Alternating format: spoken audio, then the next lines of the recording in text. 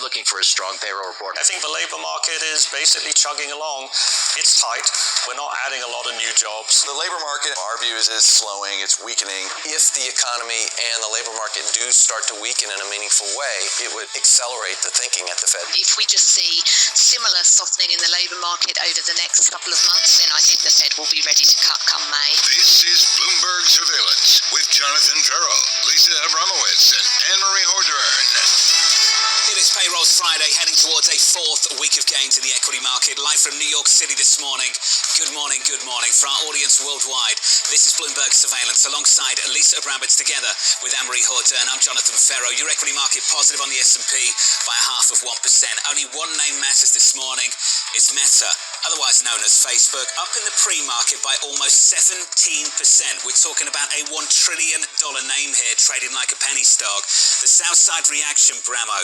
Morgan Stanley, solid execution. Jefferies exceeded high expectations. Evercore, one of the most impressive quarters in a while. It had to do with advertising. It had to do generally with efficiency. And it had to do with the $50 billion increase in its share buyback authorization, which to me was shocking considering that a $50 billion increase in its share buyback authorization led to an almost $200 billion increase in its market capitalization in just a couple hours. Bob Iger thinks he runs a big company.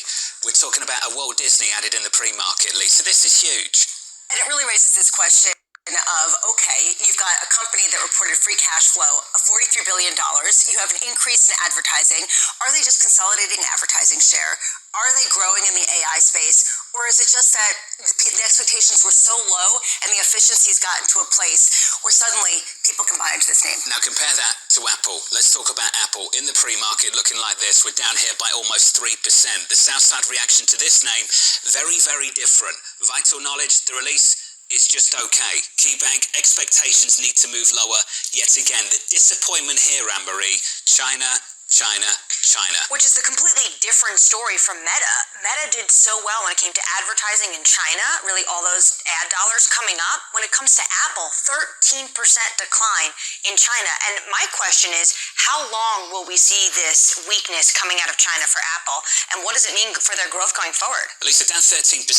Let's talk about China a little bit more with regards to Apple. How much of this is FX, competition, or nationalism in that country? Because that's going to give you an idea of whether this is really temporary or not. And it raises this question of how much are they going to leverage their growth to China, given all of those headwinds, the FX, the competition, as well as some of the nationalism. Because at this point, if they're counting on this as being their growth area, it's kind of running into some big problems. Let's check out the equity market more broadly. It's not about Apple, it's about Meta, it's about Amazon. Equity futures on the S&P 500 doing okay, positive by 0.5%. The 10-year here at 388.17. Yields going absolutely nowhere. In the FX market, 108.86 on euro dollar, positive by 0.1%. Coming up this hour, Greg Bowdle of BNP Paribas on the Earth-fueled equity rally. Bloomberg's Alex Webb with growing divides in the Magnificent Seven. And Sarah House of Wells Fargo, ahead of the latest US payrolls data. Bramo hardly even talked about it. Pause. 3 minutes into the show. It is Payrolls Friday.